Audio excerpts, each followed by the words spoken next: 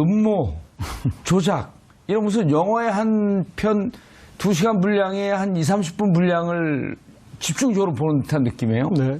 그런데 사실 5월 5일 예. 이 의혹이 제기될 때 분위기가 아니면 말고 분위기였습니다. 그러니까 국민의당이 총력을 다해서 선대위 뭐 상임 총괄위원장이나 이런 사람들 그리고 후보까지 이 문제를 왜냐하면 이 정도가 확신이 있었다면 예. 이 정도에 대해서 확신이 있었다면 후보를 비롯해서 선대위원장 그리고 이용주 단장까지 이 사태를 총체적으로 일으켰어야 되는데 예. 당시 이제 김인원 부단장이 발표하고 잽을 날리는 정도로 가고 이용주 단장이나 살짝 말을 얻는 정도였거든요.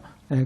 그런데 이제 일단 경과를 보면은 5월 5일에 이 내용을 발표를 하게 되거든요. 문준영 씨의 미국 파슨스 스쿨 동료가 음성 녹음 파일을 통해서 이 당시 문준영 씨의 그 특혜 취업을 예. 문재인 후보가 지시를 해서 발생한 일이다.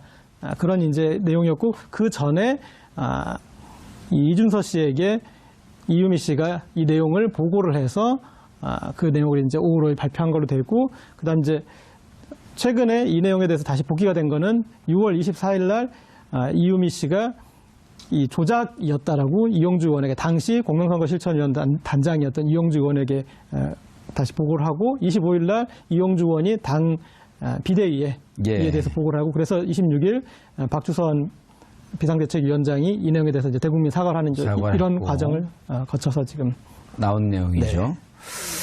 자, 김 변호사님. 네. 이게 이제 아까 방금 전에 고재열 시사기자는 이렇게 중요한 건이라고 한다면 정말 당에서 총력을 다해서 후보 이 공명 단장이나 이제 이용주 단장이나 이런 사람들 발표하지 왜 부단장이 발표할까?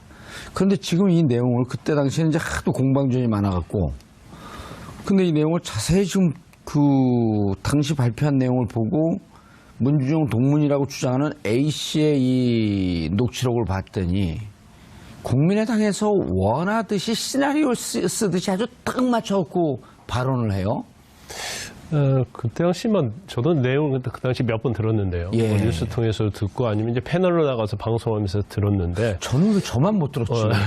근데 네. 내용 자체가 그렇게 뭐 저게 정말 그럴까? 이게 정말 문준영 씨의 동기일까? 이제 그런 약간 의구심을 좀 가졌어요. 그때도 들었어요? 네, 저도 예. 좀 그런 생각을 가졌고요.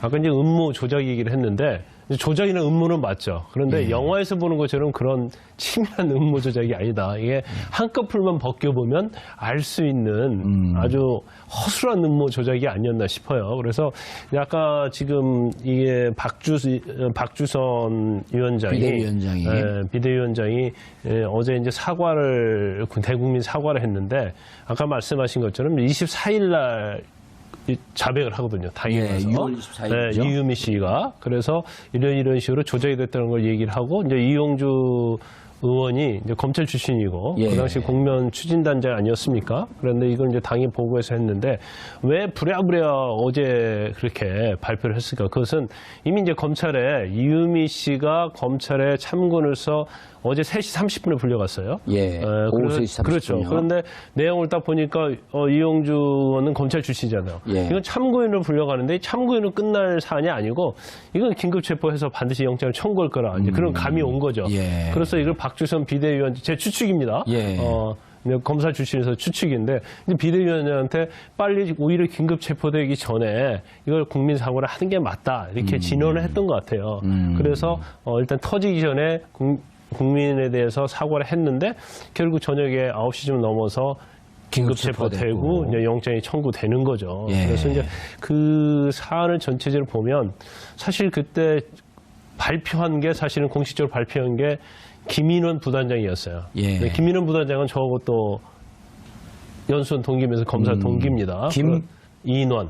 네, 예, 부장검사 출신이죠. 그런데 굉장히 그때 기자회견을 하면서 이분에서 굉장히 발표를 해서 주목을 끌었었는데 적어도 조금 한 단계 좀 들어가서 체크를 해보면 이게 굉장히 알 수 있는 그런 사안임에도 불구하고 더구나 검사 출신 부단장이 왜 이걸 간과했을까 이제 그런 생각이 좀 들면서 지금 김인원 부단장도 지금 검찰에서 참고인 조사를 받았어요. 예. 그다음에 이준서 저 최고위원도 받고 그래서 근데 검찰에서는 과연 배우가 누가 있느냐, 일개 당원에 불구한 이유미 씨가 이렇게 커다란 일을 과연 저지를 수 있느냐, 그런 의구심을 갖고 수사를 하고 있는 거죠. 검찰의 그 촉으로서 또 그 검찰 수사를 했던 느낌으로서 이게 테이블 조작한 거거든요. 결정적 증거를 조작한 거란 말이에요. 야, 저도 좀 강심장인데 저도 못할 것 같거든요. 이 대선이라고 하는 그렇죠. 대선이라고 절대절명의 판에서 엄청난 거고, 이게 사실 이런 게 파장이라는 게 어마어마한 거 아닙니까? 그럼요. 그게 선거에 있어 어떤 투표의 영향을, 이걸 만약에 유권자들이 저건 진실로 받아들였을 때, 그럼 일반적으로 우리가 이제 녹취나 서면에 대해서는 굉장히 신빙성이 있다고 그렇죠. 일반적으로 많이 생각하죠. 그런데 어떤 유권자에게 혼란을 빠뜨리기 위해서 그것도 없는 사람을 가공으로 내세워서 어떻게 보면 연기를 한 거거든요. 예. 본인의 동생과 또 아들을 갖다 동원했다고 해요. 지금 전해진 바에 의하면. 그래서 연기를 하게 돼서 이걸 녹취를 하고 그걸 가지고 대국민을 상대로 해서 이렇게 동기가 증언을 했다. 과연 이게 일반적으로는 상식적으로 있을 수 없는 일임에도 불구하고 예. 이걸 감행했다는 것 자체는 어떤 생각을 과연 했을까. 그리고 이건 분명하게 완벽한 범죄 행위 아니에요? 완벽한 범죄 행위인데 완벽 범죄는 아니죠. 왜냐하면 아니, 다 드러나기. 완벽한 범죄 행위인데 완전 범죄는 아닌 거죠. 완전 범죄는 아니에요. 예. 완전 범죄는 아니고 완벽한 범죄 행위고, 뭐 더 잘 아시잖아요. 공직선거법상 허위사실 공표가 예. 사실은 다른 죄에 비해서 형량이 굉장히 무거워요. 근데 이거 그냥 허위사실 공표 차원이 아니라 허위사실을 공표하기 위한 증거까지 조작을 한 거 아니에요? 그렇죠. 증거까지 조작했기 때문에 단순한 공표하고 또 그걸 공표를 하기 위해서 증거를 조작한 것 자체는 또 죄질에 있어서도 굉장히 불량하다, 이렇게 볼 수 있는 거죠. 예. 이 교수님. 네. 그때 당시 이게 논란이 되고, 그런데도 그때 당시에 5월 8일 한 라디오 프로에 나와서 이용주 의원이 네네. 이게 한 사람이 아니라 복수의 관계자, 복수의 사람으로부터 네네. 확인을 했다? 네네네. 김현정 뉴스쇼인가요? 예. 어떤 프로그램으로 제가 기억을 하고 있는데, 지금 이제 이 분위기가 이제 어떤 분위기냐면은, 이 역대 대선을 치르다 보면 이제 선거 캠프에 있는 사람들은 두 가지의 그 유혹을 받습니다. 예. 첫 번째 유혹을 받는 것은 네거티브를 결정적인 거 한 방만 터뜨리면은 이 전세를 역전시킬 수 있다라는 그런 환상에 젖어요. 예. 근데 사실 따지고 놓고 보면은요, 역대 대선에서 네거티브가 많이 있었고 마치 결정적인 한방, 다시 말해서 뭐 김대엽의 뭐 병풍 뭐 이런 것들이 한방이기 때문에 뭐 결과가 달라졌다 하지만 사실상 선거 전문가들은요, 그거 전혀 관계없다고 얘기하는 사람들이 많거든요. 나중에 시간이 나면은 말씀드릴 것 같고, 두 번째는 요 당시에 국민의당의 분위기가 뭐였었냐면은, 선거가 이제 시작되면서 그 황교안 총리가 이제 뭐 본인이 이제 불출마를 선언했거든요. 예. 그 다음에 바로 한 일주일 사이에 그 조사한 여론조사를 보면은 안철수 후보가 문재인 급상승. 후보하고 예. 거의 오차 범위, 심지어 어떤 조사에서는 안철수 후보가 오차 범위 내에서 문재인 후보를 앞섰다라는 그런 조사도 발표를 했어요. 예. 근데 그 이후에 선거가 쭉 진행되면서 이 두 차례 몇 차례 걸쳐 이제 TV 토론하면서 안철수 후보가 이제 지지 떨어지기 시작했거든요. 예. 그러니까 국민의당 입장에서 볼 때는 한 번 올라왔기 때문에 여기서 결정적인 무엇인가 한 방만 터뜨리면은 다시 지지로 올라갈 수 있을 것이다라는 그런 유혹을 빨 수 있고요. 두 번째는 조갑재 씨와 같은 보수층에서도 안철수 후보에 대해서 이런 얘기를 했어요. 절반의 성공이다. 다시 말해서 문재인 후보만 아니면은 안철수가 돼도 보수층에서 절반 성공이다라는 얘기까지 할 정도였고, 세 번째는 정인화 사건 터지면서 자식의 어떤 그 문제는 곧 부모의 책임으로 올라간다는 그와 같은 분위기가 상당히 팽배했던 사회 분위기가 있습니다. 요 세 가지가 겹치면서 아마 국민의당에서는 굉장히 커다란 유혹을 받았을 거라 보여집니다. 예를 들어갖고요. 네. 어디 이렇게 남의 집 금고에 돈이 있어 이렇게 보여요. 네네. 그 유혹 느낀다고 교수님 들어서 그 돈 가져 나오는 거예요? 저희는 안 하죠. 그럼 국민의당은 저희는 안 그런 하죠. 범죄적 DNA를 갖고 있는 사람들이 아니, 거예요? 그게 아니고 선거를 치르다 보면 선거에 매몰되면은요, 예. 사실은 상식적인 판단하는 게 굉장히 어렵다고 들어요. 예. 그런데 저도 20대부터 지금 그 내일 모레 50대인데 이제 선거를 수십 번, 십수 번 치러봤는데 네네. 유혹과 실행과는 완전히 별개 문제 아니에요, 검사님? 아니 실행하면 다 감옥 가는 거 아니에요, 웬만해서? 실행을 해서 범죄적 행위인 줄 알고. 네, 다 감옥 가는 건 아니고요. 발각이 되면 감옥을 가죠. 그런데 왜 범죄를 아니 범죄를 이렇게 유도하는 충동적발로 하면 어떡해요? 그런데 우리가 보면 이제 포이에르바하라는 법 예. 철학자가 있어요. 예. 그 사람이 주장한 중에 하나가 이제 심리 강제설이라는 게 있습니다. 심리 강제설. 강제설. 그래서 내가 이 범행을 함으로 말미암아서 예. 얻는 이익과 고통을 비교하는 거예요. 야. 그래서 이 범죄를 해서 내가 얻는 이익이 더 많으면 예. 범죄를 하는 것이고 내가 이걸 해서 너무나 많은 고통이 더 온다 이익보다는 그런 범죄를 저지르지 않는 거죠. 예. 그런데 일반적인 이제 범죄의 특성은 이건 걸리지 않을 것이다 라는 것이 전제로 되는 거예요. 예. 그렇기 때문에 범행을 하는 거고 두 번째는 걸리더라도 누가 막아줄 것이다. 나는 백그라운드가 튼튼하기 때문에 처벌의 정도가 굉장히 작을 것이다. 그런 생각을 할 수 있는 거죠. 야, 근데 이게 이용주 의원, 그 주위에 지금 아까 김인원 그 부장검사 출신도 있고, 이용주 그분도 20년 된 검사 아니에요? 그렇죠. 부장검사고. 네. 이런 분들이 즐비한데, 이렇게 왔을 때 이거 정말 결정적인 근거지. 예를 들어 우리가 2007년 이명박 동영상 전 대통령 동영상 나왔을 때 몇 번을 검증을 해봤어요. 이게 그 조작된 그 비디오가 아닌지. 그래서 전문가들한테도 보고 이거 이명박 전 대통령 맞습니까? 그러니까 몇 번을 돌려보고 조작된 필름이 아닙니다. 그럴 때 공개한 거거든요. 그렇죠. 근데 이거를 그렇게 즐비한 검사 출신들이 있는데 검증도 안 하고 공개했다? 이게 그래서 아니 그 검사님 이해가 가세요? 일단 이제 한 번만 더 체크를 했다고 한다면 예. 이거 자체는 이제 모르는 걸 전제로 얘기하는 겁니다. 예. 단지 이유미 씨하고 지금 내용을 보면 뭐 이준서 전 최고위원이 서로 같이 공모했다는 거에 대한 증거는 좀 나오고 있는 것 같아요. 이제 공모했는지 안 했는지 모르지만 어떤 서로 주고받은 문자 메시지랄지, 예. 그다음에 이유미 씨가 뭐 그 당원들이랄지 아니면 기자들한테 보낸 걸 보면. 여러 가지로 이준서 전 최고위원까지는 알고 있었지 않느냐, 뭐 그게 직접 지시를 했는지 어쨌는지는 이제 검찰에서 이제 결과가 나와봐야지 알겠지만, 그러면 그 다음 단계에 있어서 김인원 부단장도 검사 출신이고 이용주 의원 검사 출신 아닙니까? 예. 그러면 이걸 과정을 겪어서 그 사람을 어떻게 접촉을 했느냐. 이제 그걸 따져봐야 하는 거고요. 그렇죠. 어떻게 입수했냐, 그렇죠. 이걸. 더군다나 묻지 마세요. 그냥 어떻게 발표합니까? 묻지 마세요. 미국에 있는 걸. 파슨스 디자인 스쿨을 같은 동기인데 예. 동기가 이제 3명이라는 거예요. 그렇죠. 남자 동기는 3명밖에 없는데 그중에 1명을 회하겠어요. 그러면 1명이 누군가가 뻔히 드러나는데 이걸 음성 변조한더라도 누군지를 알 수 있는 거거든요. 그럼 이게 나갔을 때 그 나머지 1명하고 당연히 인터뷰를 할 것이고 이런 녹취를 했는지 안 했는지를 체크할 거거든요. 예. 그러면 아니 어떻게 만나야 되고 그 사람이 왜 한국에 있고 어떤 과정을 겪어서 만나야 됐는지를 조금만 조사를 하게 되면 예. 이 녹취록의 신빙성에 대해서 판단을 할 수 있었는데 왜 그걸 간과했는지 아니면 알고도 그냥 묵인을 한 것인지 이제 그 그런 두 번째는 부분이- 위험한 겁니다. 알고도 묵인을 했다라고 한다면 이것은 당차원의 범죄 행위거든요. 그런 부분이 이제 검찰에서 명확히 예. 조사가 돼야겠죠. 이 교수님, 그때 당시에 문상우란 분이 실명까지 공개를 하면서 네.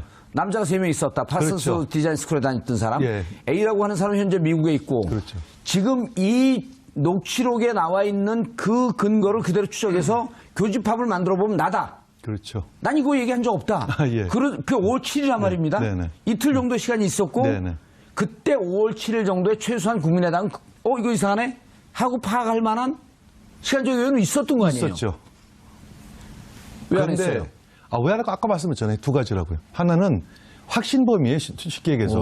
예, 이거는 확실하게, 왜냐면은 거기에 그 음성, 그 녹취 파일 이렇게 보면은 본인에 대한 소개도 나와요, 실제로. 예. 근데 그 문상훈 씨라는 분이 나와서 직접 여러 가지 정황을 살펴보면은 A 씨는 미국에서 안 들어왔고. 예, 안 들어왔고 난데 난 내가 그런 말 한 적이 없다라고 얘기했을 때 국민의당에서 이런 얘기했을 거예요. 저 사람도 말도 믿을 수 없다고 그렇게 생각했을지도 모르겠어요. 아니죠. 조작을 한 사람들은 불안에 떨고 있었겠죠. 아니요. 제가 보기에는 전혀 그렇지 않았을 겁니다. 불안에 안 떨고 있었을까요? 오히려 이준서 씨가 유명한 얘기 있잖아요. 이유미 씨하고 그 주고받은 문자에 보면 선거 끝나면 다 없던 걸로 돼. 고소고발 다 그렇죠. 취하니까 고소고발 다 취하니까 너무 신경 쓰지 마. 이런 심리가 있을 겁니다. 예. 당시 국민의당이 찾고 있었던 인물은 문상호 씨 같은 사람이었어요. 네, 그래서 그렇죠. 문준용 씨 예. 주변 인물로 해서 그런 정황에 대해서 증언해줄 사람을 찾았는데 못 찾은 거죠. 못 찾으니까 가상의 인물을 AI 인공지능을 만든 거죠. 거짓말 그렇죠. 인공지능. 네. 그리고 지금 계속 이유미 씨는 윗선의 지시라는 부분을 강조하고 예. 있으니까 이제 수사에서 더 나올 부분이 있는 건데 제가 봤을 때 당이 나를 보호하지 않았다라는 얘기한 부분이 이런 것 같습니다. 지금 뭐 인사청문회나 또 예산안이나 이런 걸 놓고 국민의당이 이제 탱탱한 가운데 선거 뒤에 서로 소취하를 할 수 있다. 그 부분을 이제 이준서 씨도 얘기했던 부분이고 예. 그래서 본인이 기대했던 부분은 이런 부분에서 어떻게 퉁칠 수 있을까? 그래서 국민의당이 지금 이 더불어민주당에서 혹은 대통령이 이제 요구한 내용들을 받아주면서 이런 부분들을 취하해내고 예. 그래서 이게 좀 묻혔으면 좋겠다라는 이제 어떤 그런 그 바람이 있었던 건데 그것이 이제 깨진 거죠. 그리고요, 고재열 기자님. 그런데 그때 당시 5월 8일 아까 얘기했던 CBS 라디오 프로그램에 나와서 복수의 사람들로부터 확인했다. 이용주 단장의 그 얘기. 부분에 대해서는 이용주 의원이 반드시 해명을 해야 되는 내용이고요. 그리고 당시에 이걸 발표를 했던 김인원 부단장은 본인 명의로 발표를 했기 때문에 그것에 대해서 왜 본인은 확신을 했는지 얘기를 해야 되고 김성호 수석 부단장 그리고 단장이었던 이용주 의원 그리고 예. 선거 캠프에 있는 그 위원장들도 사실은 이 부분에 대해서 입장을 밝혀야 돼요. 그리고 저걸 한번 읽어주시죠. 저렇게 얘기를 했다는 거 아니에요? 네. 당연하다. 이용주 의원이 당연하다. 한 명에게 받은 게 아니고 복수의 사람으로부터 확인한 내용이다. 복수의 사람은 이유미 씨하고 이준서 씨네요. 그리고 그 내용이 상당히 쇼킹한 거거든요. 좀 예. 제 표현이 좀 그렇지만 어떤 거냐면 문준용 씨가 아버지 문재인 후보가 고용정보원에 원서를 지원해라 이런 말 했다는 얘기를 여러 차례 확인했다는 확인된 사실. 예. 이야. 그래서 이것은 정말 문재인 후보 자체를 겨냥한 파렴치한 행위를 문재인 후보가 했다라고 얘기한 내용이기 때문에 이용주 의원은 그 당시에 어디 근거가 근거로. 무엇이었는지 밝혀야 자, 되는 거죠. 김 변호사님. 네. 뭐 할 얘기 없어요? 왜 그 카톡을 하고 그러세요? 카톡하지 않았어요. 그거 촬영 확인한 건가요? 그럼요. 예. 죄송합니다. 모함을 해서. 제가 사과하고 하야하겠습니다. 그런데, 자, 이용주 의원의 이 얘기는 그냥 과장이고 내 말의 신뢰성을 좀 부과하기 위해서 한 말일 수도 있겠지만 이렇게 확신을 갖고 복수의 사람들로부터 확인했다? 이거는 이렇게 우리가 아주 많이 양해하면 이렇게 될 수 있을 것 같아요. 이유미 씨한테 이거 확인했습니까? 그러니까 제가 두세 사람한테 직접 확인한 겁니다. 걱정 안 하셔도 됩니다. 그렇다고 하더라도 그 평당원이거든. 그 청년위원회 부위원장인데 뭐 부위원장은 당에서 수십 명 수백 명이니까요. 그 말을 이용주 의원이 믿었다? 복수의 관계자한테 확인했다니 복수의 관계자가 사실은 이 녹취 파일을 어떻게 떠왔는가 그 관계된 사람한테 확인을 해야 하는 거예요. 원칙적으로. 그렇죠? 예. 그렇다고 한다면 만약에 이준석 최고위원을 통해서 보고를 받았는지 예. 아니면 이유미 씨한테 직접 보고를 받았는지 그냥 받은 다음에 루트를 어떻게 통해서 확인을 했냐는 거죠. 근데 확인을 할 수 있는 사람이 제가 볼 때는 지금 밑에 직라인은 이준서 전 최고위원하고 이유미 씨밖에 없거든요. 예. 그러면 이유미 씨한테 확인하고 이준서 씨한테 확인한 게 복수의 확인은 될 수 없는 거 아니겠습니까? 예. 그러면 그걸 객관적으로 이게 정말 그 목소리에 맞고 사실에 부합하다는 그런 것을 이유미나 이준서 씨를 제외한 다른 사람한테 확인을 했어야 하는 거죠. 그렇죠. 실제 그러니까, 제보한 사람하고도 그렇죠. 통화라도 한번 해본다든지. 네, 아마 이 부분에 대해서는 사실 아마 검찰에서도 이용주 의원도 조사를 할 거예요. 해야 되겠죠. 당연히 조사를 하고 그다음에 이제 관련된 뭐 아까 말씀드린 김인원 부단장은 이미 조사를 한 상태고 그러기 때문에 예. 그 절차에서 어떻게 되느냐. 근데 뭐 잘 아시겠지만 허위사실 공표에 관한 죄는 그게 고의범위 아닙니까? 고의범. 그렇죠. 고의성이 있어야 하는 거예요. 그러면 밑에서 집행한 사람은 고의성이 명백히 인정될 가능성이 크거든요. 적어도 뭐 이준서 최고위원도 서로 모의를 했다고 한다면 상의했다고 한다면 고의의 가능성이 크기 때문에 이제 둘까지는 뭐 일단 검찰의 수사 대상 그리고 어떤 처벌의 대상에 어떤 테두리 안에 들어온 것 같은데 그 이외에 어떤 특히 뭐 안철수 의원이 후보랄지 알았다든지. 아니면 이제 윗선들 또 공명선거 추진단장이랄지 뭐 그런 부분은 관계가 있는가 이제 그 부분이 더 검찰에서 주시를 하겠죠. 예, 이 교수님. 여기서 한 가지 이제 의문이 좀 남는 게 계속 이제 앵커께서도 말씀하셨고 우리 김 변호사께서 말씀하셨는데 아니 도대체 이거 확인 왜 안 했지? 이용주 의원도 검찰 20년 출신이고 20년 된 검찰 출신이고 그다음에 김인원 그 부단장도 부장검사 출신인데 그런 분이 이걸 왜 팩트를 놓쳤을까 의문이 나지 않습니까? 예. 두 가지 방향인데 하나는 그분도 알았을 가능성이 있지만 제가 볼 때 그것보다도 이 재벌 한 사람이 누구냐가 거기에 키가 가 있잖아 싶어요. 예를 들어가지고 이유미 씨가 누구예요? 바로 안철수 후보의 제자예요. 예. 그리고 아주 절친 관계죠. 그렇죠. 옛날에 안철수 후보가 처음에 정치권 나왔을 때부터 그 진신 캠프라는 캠프 만들었을 때 거기에 핵심으로 있었고 예. 그다음에 또 안철수 후보의 공천을 통해 가지고 여수에서 총선에 나왔던 분이에요. 예. 그럼 그런 분이 제보를 한 거고 또 이준서 최고위원이 누굽니까? 바로 안철수 후보가 청년 영입 1호고 최고위원이고 비대위원 출신이에요. 그러면 예를 들어가지고 자꾸 우리가 이유미 씨를 평당원 해가지고 약간 이렇게 낮게 보는데 평당원이 아니라 거의 당협위원장급이고 안철수 소위 말하는 대통령 후보고 어떻게 보면 측근. 예. 그 국민의당 오너라고 할 수 있는 안철수 후보의 핵심이에요. 그러면은 국회의원이라고 해서 안철수 후보 대통령 후보가 높습니까? 아니잖아요. 오히려 측근보다 훨씬 더 낫다고 보죠. 다시 말해서 이거는 어떻게 보면 그분들이 안철수 후보의 최측근 두 사람이서 증언을 했다? 아, 그럼 이건 뭐 팩트 검증할 필요도 없는 거지. 이거 확실한 거지. 혹시 이게 아닐까 싶습니다. 아하. 지금 국민의당 주변에서 나오는 얘기 중에 하나가 예. 이건 너무 좀 약간 둘이 안철수 후보의 이제 비선 역할을 한 게 아니냐.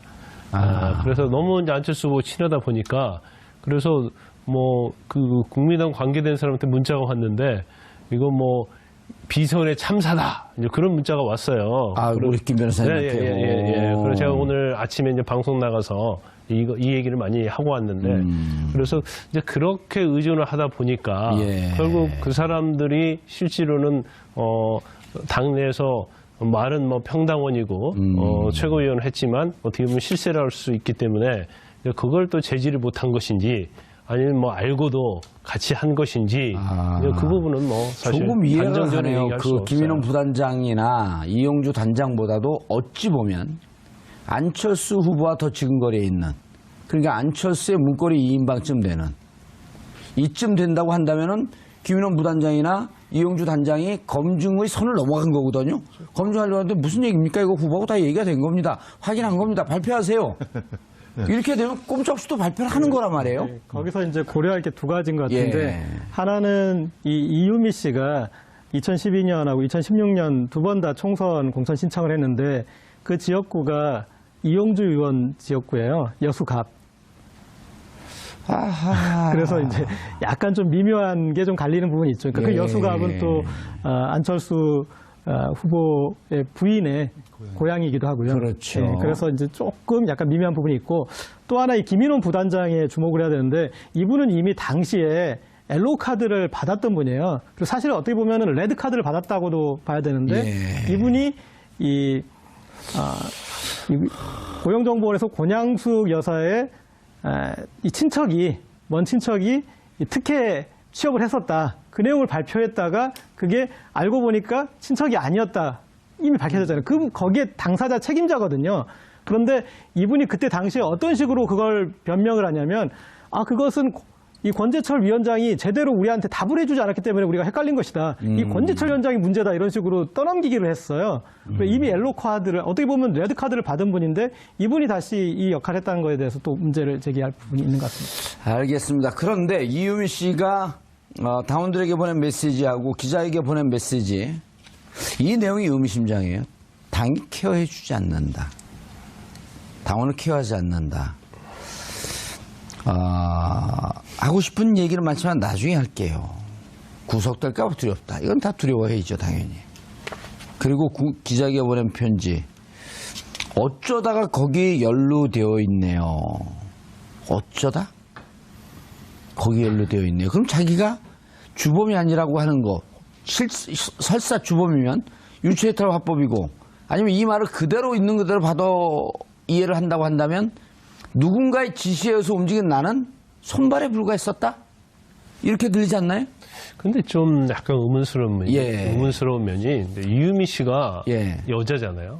여자고 혼자 내가 이런 걸 한번 해보겠다. 예. 그럴 테니까 어떻게 했느냐 이렇게 먼저 상의할 가능성이 있을까요? 그럼 저한테 물어보세요. 내가 볼 때는 그런 가능성이 많지 않다고 봐요. 저도 동의해요. 예. 많지 않고 단지 누군가가 이거 계속 의혹 밝혀져야 하는데 사실 뭐 지난 대선 동안에 계속 그 문재인 대통령과 관련된 문재인 후보와 관련된 것 중에서 이제 다른 것들은 의혹들이 별로 없었어요. 뭐 의자내 그런 것들은 뭐 아주 예. 격가지적인 거 아닙니까? 그렇지만 이제 아들에 대한 고용정보 채용 의혹이 가장 주된 거였단 말이에요. 그래 매일 뭘 뭐 글씨를 한번 대조를 해보자 막 그런 식으로 계속 나왔는데 이제 그런 것들이 전혀 이제 신빙성이 없고 그러니까 이제 먹히지 않았단 말이에요. 그렇다면 지금 문재인 그 당시에 문재인 지금 선거가 5월 5일 날 지금 이걸 발표를 했기 때문에 이제 한 4일밖에 남지 않았잖아요. 예. 그러면 가장 문재인 후보를 넘어뜨릴 수 있는 카드는 이제 아들에 관한 거라고 생각을 했을 가능성이 큰데 지금 명백히 이 부분을 갖다가 외부에 국민들 유권자한테 알릴 수 있는 그러한 뭐 결정적인 한 방이 있어야 하는데 그게 없다고 생각하니까 그걸 평당원이고 물론 이유미 씨가 굉장히 지근거려서 많이 예. 안철수 후보 신었어요. 특히 우리가 잘 알잖아요. 청춘 콘서트라고. 그때부터 콘서트가 유행한 거 아닙니까? 청춘 콘서트도 서포터즈로 활동하고 그래서 굉장히 친하긴 하지만 과연 여자인 혼자가 이걸 제시를 했을까? 그러면 적어도 당내에서 영향력이 있는 누가 제시를 했을 가능성이 크고 거기에 맞춰서 심부름꾼 역할을 한 것이 아닌가. 그래서 본인 생각할 때는 아마 그 이준석 최고위원하고도 그런 얘기 그 문자를 주고받았잖아요. 자기가 직접 이런 걸 뭐 만들어 놓는데 이거 문제가 되지 않을까요라는 협의를 하는 거죠.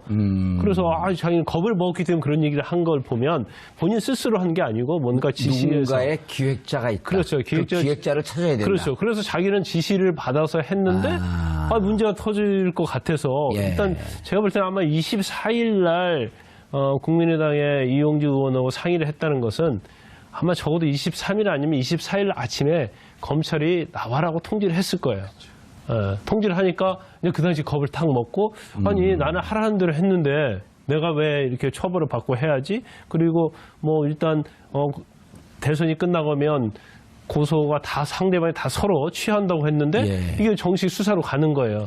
본인 입장은 굉장히 겁을 먹은 거예요. 그런데 자. 상의를 했는데 당에서는 아니 발표해버리고. 나무를 하니까 케어를 해주지 않는다 하면서 이제 그 불만을 메시지로 전달을 한 거죠. 김 변호사님. 자, 그런데 이제 문제는 이유미는 이 조작 사건에 개입이 되어 있어요. 이준석 개입됐을 가능성이 높습니다. 김인원 부단장서부터는 헷갈려요.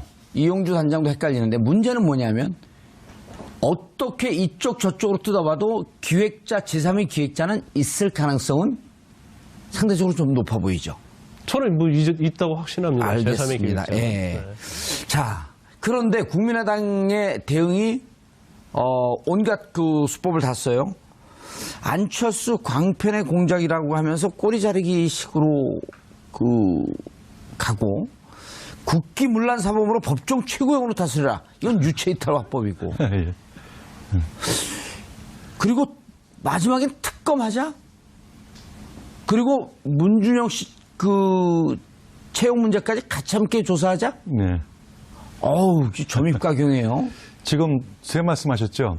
광팬의 어떤 행위라고 한 건 예. 이상돈 의원이 한 얘기고요. 광편의 과도한 행위다 이렇게 보는 거죠. 그 대신 이제 이상돈은 그 얘기는 거기다 하나 덧붙였어요. 뭐라고 그래도 안철수가 책임져야 한다. 책임져야 된다. 뭐 그런 얘기를 이제 예. 했는데 확실하게 책임지시오라기보다도 책임이 뭐 있지 않겠냐라는 정도로 이렇게 말씀하신 것 같고 두 번째 이제 그 말씀한 것은 김동철 아마 원내대표가 김동철 말씀하신 원내대표죠. 예, 마지막에 이제 특검 가자는 것은 이제 박지원 예. 대표께서 이제 전 대표께서 말씀하신 거죠. 근데 제가 볼 때는 과연 지금 그렇게 대응하는 게 과연 국민의당 입장에서 과연 국민의 어떤 지지라기보다도 이해를 받을 수 있을 거라고 보는지 전 조금 의문이 가거든요.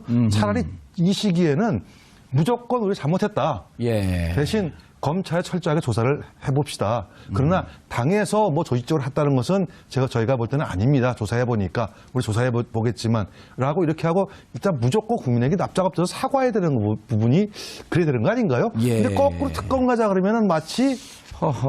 물귀신? 뭐 그렇게 해서 과연 자기들도 희생자 코스프레 하는 거 아니에요? 그래서 국민들의 어떤 지지를 받을 수 있을까요? 저 의문입니다. 가자는 건 형식 논리가 성립이 안 되죠. 그러니까 특검으로 가자라고 했을 때는 이렇게 유의미한 증거가 나왔으니 특검으로 가자라고 해야 될 말이 맞는 말인데 본인들이 제기한 의혹이 조작이었다고 얘기하면서 조작이었으니까 특검으로 가자라는 거잖아요. 이거는 말이 안 되죠. 그러니까 자기들 당내 조작의 진짜 주인이 누군지 특검으로 찾자 이런 얘기예요. 그런 거예요. 이거 말이 앞뒤가 안 맞아요. 근데 네. 자 보세요. 원래 특검이나 이런 그런 주장을 하려면 지금 국민의당은 자 이 사안에 대해서 진상조사를 당 차원에서 하겠다. 그리고 검찰에 수사가 들어오고 있지만 우리는 우리 당내에서 당 차원에서 철저히 조사를 하겠다. 그리고 국민들에게 진실을 밝히겠다. 이게 먼저 가야 되는 거 아닌가요? 그렇죠. 그리고 이 사안에 대해서는 몇 번의 기회가 있었던 거예요. 그러니까 대선 전에서도 예. 공식 보고 라인에서 이 부분에 대해서 검증은 했어야죠. 왜냐하면 문준용 씨가 특혜 취업을 했다라는 그런 내용과 당시 문재인 후보가 그걸 종용했다라고 하는 건 엄청나게 차원이 다른 내용이에요. 아하. 그렇죠. 그러네요. 근데 이 내용을 보게 되면 문재인 당시 후보가 여기 지원해라. 여기 지원해라고 하면서 어찌 보면 이 부정 취업의 전체 기획자처럼. 네, 그렇게 한 차원이기 때문에 이거는 캠프의 명운을 걸고 덤볐어야 될 일이기 예. 때문에 당시에 이 사안에 대해서 제기할 때 이 최고 후보까지 검증을 했어야 되는 내용이고요. 예. 그다음에 두 번째는 선거가 지난 뒤에라도 이 내용에 대해서 다시 이 석연치 않은 부분. 그리고 저는 제가 느끼기에는 이 내용은 왜냐하면 그때 이미 너무 막 던진 얘기다 이거는.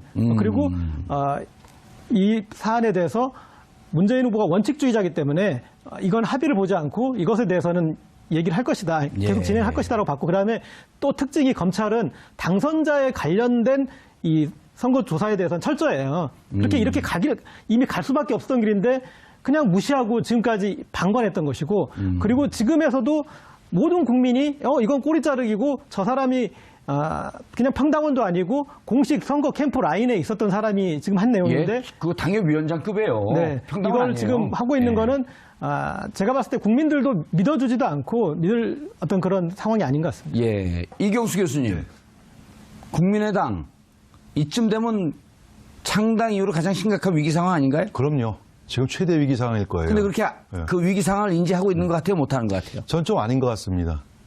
좀 엇박자로 나가는 것 같죠? 왜냐하면 특검 얘기할 때 저는 그게 이거 특검 얘기 그러니까 무슨 뜻인지 알겠어요. 예. 특검을 왜 주장했냐면은 그래 이번 녹취 파일을 우리가 조작한 거 맞아 인정할게. 하지만 문준용 씨가 특혜 취입했다고 그거 사실 아니냐? 그걸 한번 같이 파보자라고 하는 내용이거든요. 예. 특검하자는 얘기가. 그러니까 이미 자신들 조작된 그 증거를 갖고 특혜 취업이라고 하는 게 다시 원점으로 간 거 아니에요? 그 근거 없는 주장이 된 거 아니에요? 아니요. 그 전에 무슨 이런 거 있잖아요. 예. 그 입사 날짜를 이틀이나 뒤늦게 서류를 냈다. 예. 그 다음에 사인 아까 김 변호사 말씀하셨잖아요. 사인이 조작됐다. 이제 그런 게 있으니까 그것도 같이 파보자라고 예.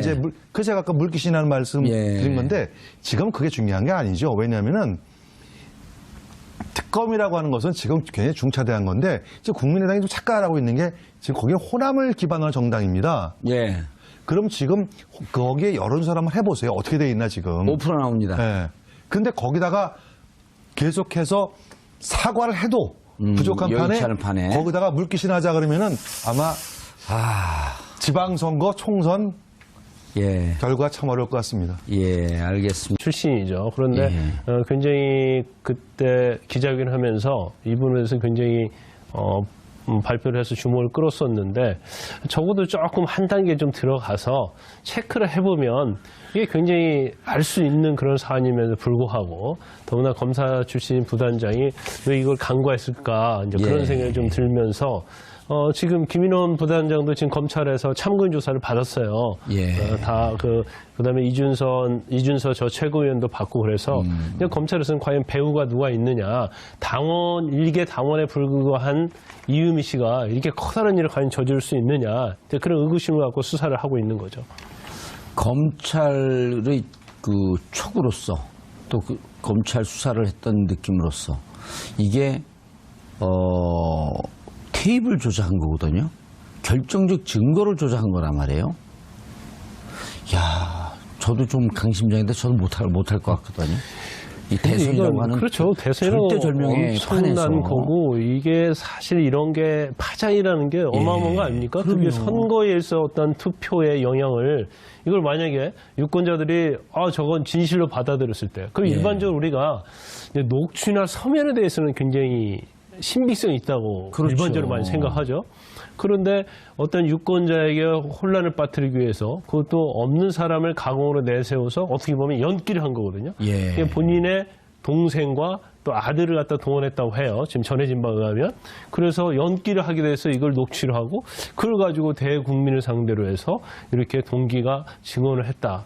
과연 이게 일반적으로는 상식적으로 있을 수 없는 일임에도 불구하고 예. 이걸 감행했다는 것 자체는 어떤 생각을 과연 했을까. 그리고 이건 분명하게 완벽한 범죄 행위 아니에요? 완벽한 범죄 행위인데 완벽 범죄는 아니죠. 왜냐하면 다 드러나기 완벽한 범죄 행위인데 완전 범죄는 아니죠. 완전 범죄는 아니에요. 예. 완전 범죄는 아니고 완벽한 범죄 행위고 뭐 더 잘 아시잖아요. 공직선거법상 허위사실 공표가 예. 사실은 다른 죄에 비해서 형량이 굉장히 무거워요. 근데 이거 그냥 허위사실 공표 차원이 아니라 허위사실을 공표하기 위한 증거까지 조작을 한 거 아니에요? 그렇죠. 증거까지 조작했기 때문에 단순한 공표하고 또 그걸 공표를 하기 위해서 증거를 조작한 것 자체는 또 죄질에 있어서도 굉장히 불량하다 이렇게 볼 수 있는 거죠. 예. 이 교수님. 네. 그때 당시 이게 논란이 되고 그런데도 그때 당시에 5월 8일 한 라디오 프로에 나와서 이용주 의원이 네네. 이게 한 사람이 아니라 복수의 관계자, 복수의 사람으로부터 네네. 확인을 했다? 네네네. 김현정 뉴스쇼인가요? 예. 어떤 프로그램으로 제가 기억을 하고 있는데 지금 이제 이 분위기가 이제 어떤 분위기냐면은 이 역대 대선을 치르다 보면 이제 선거 캠프에 있는 사람들은 두 가지의 그 유혹을 받습니다. 예. 첫 번째 유혹을 받는 것은 네거티브를 결정적인 거 한 방만 터트리면은 이 전세를 역전시킬 수 있다라는 그런 환상에 젖어요. 예. 근데 사실 따지고 놓고 보면은요. 역대 대선에서 네거티브가 많이 있었고 마치 결정적인 한방, 다시 말해서 뭐 김대엽의 뭐 병풍 뭐 이런 것들이 한방이기 때문에 뭐 결과가 달라졌다 하지만 사실상 선거 전문가들은요. 그거 전혀 관계없다고 얘기하는 사람들이 많거든요. 나중에 시간이 나면은 말씀드릴 것 같고 두 번째는 요 당시에 국민의당의 분위기가 뭐였었냐면은 선거가 이제 시작되면서 그 황교안 총리가 이제 뭐 본인이 이제 불출마를 선언했거든요. 예. 그 다음에 바로 한 일주일 사이에 그 조사한 여론조사를 보면은 안철수 후보가 문재인 급상승. 후보하고 예. 거의 오차 범위, 심지어 어떤 조사에서는 안철수 후보가 오차 범위 내에서 문재인 후보를 앞섰다라는 그런 조사도 발표를 했어요. 예. 근데 그 이후에 선거가 쭉 진행되면서 이 두 차례 몇 차례 걸쳐 이제 TV 토론하면서 안철수 후보가 이제 지지 떨어지기 시작했거든요. 예. 그러니까 국민의당 입장에서 볼 때는 한 번 올라왔기 때문에 여기서 결정적인 무엇인가 한 방만 터트리면은 다시 지지로 올라갈 수 있을 것이다라는 그런 유혹을 빨 수 있고요. 두 번째는 조갑재 씨와 같은 보수층에서도 안철수 후보에 대해서 이런 얘기를 했어요. 절반의 성공이다. 다시 말해서 문재인 후보만 아니면은 안철수가 돼도 보수층에서 절반 성공이다라는 얘기까지 할 정도고 있고 세 번째는 정인화 사건 터지면서 자식의 어떤 그 문제는 곧 부모의 책임으로 올라간다는 그와 같은 분위기가 상당히 팽배했던 사회 분위기가 있습니다. 이 세 가지가 겹치면서 아마 국민의당에서는 굉장히 커다란 유혹을 받았을 거라 보여집니다. 예를 들어갖고요. 네. 어디 이렇게 남의 집 금고에 돈이 있어 이렇게 보여요. 네네. 그 유혹 느낀다고 교수님 들어서 그 돈 가져 나오는 거예요? 저희는 안 하죠. 그럼 국민의당은 저희는 안 그런 하죠. 범죄적 DNA를 갖고 있는 사람들이라는 아니, 거예요? 그게 아니고 선거를 치르다 보면 선거에 매몰되면은요. 예. 사실은 상식적인 판단하는 게 굉장히 어렵다고 들어요. 예. 그런데 저도 20대부터 지금 내일 모레 50대인데 이제 선거를 수십 번, 어떻게? 십수 번 치러봤는데 네네. 유혹과 실행과는 완전히 별개 문제 아니에요, 검사님? 아니 실행하면 다 감옥 가는 거 아니에요, 웬만해서? 실행을 해서 범죄적 행위인 줄 알고. 네, 다 감옥 가는 건 아니고요. 발각이 되면 감옥을 가죠. 그런데 왜 범죄를 아니 범죄를 이렇게 유도하는 충동적발을 하면 어떡해요? 그런데 이제 우리가 보면 이제 포이에르바하라는 법 예. 철학자가 있어요. 예. 그 사람이 주장한 것 중에 하나가 이제 심리 강제설이라는 게 있습니다. 심리 강제설. 강제설. 그래서 내가 이 범행을 함으로 말미암아서 예. 얻는 이익과 고통을 비교하는 거예요. 그래서 이 범죄를 해서 내가 얻는 이익이 더 많으면 예. 범죄를 하는 것이고 내가 이걸 해서 너무나 많은 고통이 더 온다 이익보다는 그런 범죄를 저지르지 않는 거죠. 예. 그런데 일반적인 이제 범죄의 특성은 이건 걸리지 않을 것이다 라는 것이 전제로 되는 거예요. 예. 그렇기 때문에 범행을 하는 거고 두 번째는 걸리더라도 누가 막아줄 것이다. 나는 백그라운드가 튼튼하기 때문에 처벌의 정도가 굉장히 작을 것이다. 그런 생각을 할 수 있는 거죠. 야, 근데 이게 이용주 의원 그 주위에 지금 아까 김인원 그 부장검사 출신도 있고 이용주 그분도 20년 된 검사 아니에요? 그렇죠. 부장검사고 네. 이런 분들이 질비한데 이렇게 왔을 때 이거 정말 결정적인 근거지. 예를 들어 우리가 2007년 이명박 동영상 전 대통령 동영상 나왔을 때 몇 번을 검증을 해봤어요. 이게 그 조작된 음모, 조작 이런 무슨 영화의 한 편 2시간 분량에 한 20-30분 분량을 집중적으로 보는 듯한 느낌이에요. 네. 그런데 사실 5월 5일 예. 이 의혹이 제기될 때 분위기가 아니면 말고 분위기였습니다. 그러니까 국민의당이 총력을 다해서 선대위 상임 총괄위원장이나 이런 사람들 그리고 후보까지 이 문제를 왜냐하면 이 정도가 확신이 있었다면 예. 이 정도에 대해서 확신이 있었다면 후보를 비롯해서 선대위원장 그리고 이용주 단장까지 이 사태를 총체적으로 일으켰어야 되는데 예. 당시 이제 김인원 부단장이 발표하고 잽을 날리는 정도로 가고 이용주 단장이나 살짝 말을 얻는 정도였거든요. 예. 그런데 이제 일단 경과를 보면은 5월 5일에 이 내용을 발표를 하게 되거든요. 문준영 씨의 미국 파슨스 스쿨 동료가 음성 녹음 파일을 통해서 이 당시 문준영 씨의 그 특혜 취업을 예. 문재인 후보가 지시를 해서 발생한 일이다. 그런 이제 내용이었고 그 전에 이 이준서 씨에게 이유미 씨가 이 내용을 보고를 해서 그 내용을 이제 5월 5일 발표한 걸로 되고 그다음 이제 최근에 이 내용에 대해서 다시 복귀가 된 거는 6월 24일 날 이유미 씨가 이 조작이었다라고 이용주 의원에게 당시 공명선거실천위원 단장이었던 이용주 의원에게 다시 보고를 하고 25일 날 이용주 의원이 당 비대위에 이에 대해서 보고를 하고 그래서 26일 박주선 비상대책위원장이 이 내용에 대해서 이제 대국민 사과를 하는 이런 했고. 과정을 거쳐서 지금 나온 내용이죠. 네. 자, 김 변호사님. 이게 이제 아까 방금 전에 고재열 시사인 기자는 이렇게 중요한 건이라고 한다면 정말 당에서 총력을 다해서 후보 이 공명 단장이나 이제 이용주 단장이나 이런 사람들 발표하지 왜 부단장이 발표할까? 그런데 지금 이 내용을 그때 당시에는 이제 하도 공방전이 많아갖고 근데 이 내용을 자세히 지금 당시 발표한 내용을 보고 문준영 동문이라고 주장하는 A씨의 이 녹취록을 봤더니 국민의당에서 원하듯이 시나리오를 쓰듯이 아주 딱 맞춰갖고 발언을 해요. 그 당시만 저도 내용을 그 당시 몇 번 들었는데요. 예. 뉴스 통해서 듣고 아니면 이제 패널로 나가서 방송하면서 들었는데. 저는 왜 저만 못 들었지? 근데 내용 자체가 그렇게 저게 정말 그럴까? 이게 정말 문준영 씨의 동기일까? 이제 그런 약간 의구심을 좀 가졌어요. 그때도 들었어요? 네, 저도 예. 좀 그런 생각을 가졌고요. 아까 이제 음모 조작 얘기를 했는데 조작이나 음모는 맞죠. 그런데 영화에서 보는 것처럼 그런 치밀한 음모 조작이 아니다. 이게 한꺼풀만 벗겨보면 알 수 있는 아주 허술한 음모 조작이 아니었나 싶어요. 그래서 아까 지금 이게 박주선 위원장이 비대위원장이 어제 이제 대국민 사과를 했는데 아까 말씀하신 것처럼 24일 날 자백을 하거든요. 당에 가서. 6월 24일 이죠? 이유미 씨가. 그래서 이런 식으로 조작이 됐다는 걸 얘기를 하고 이제 이용주 의원이 이제 검찰 출신이고 예. 그 당시 공면 추진단장 아니었습니까? 그런데 이걸 이제 당이 보고해서 했는데 왜 부랴부랴 어제 그렇게 발표를 했을까? 그것은 이미 이제 검찰에 이유미 씨가 검찰에 참고인으로서 어제 3시 30분에 불려갔어요. 예. 오후 3시 30분 이요. 그렇죠. 그런데 내용을 딱 보니까 이용주 의원은 검찰 출신이잖아요. 예. 이건 참고인으로 불려가는데 참고인은 끝날 사안이 아니고 이건 긴급 체포해서 반드시 영장을 청구할 거라 이제 그런 감이 온 거죠. 예. 그래서 이걸 박주선 비대위원 제 추측입니다. 예.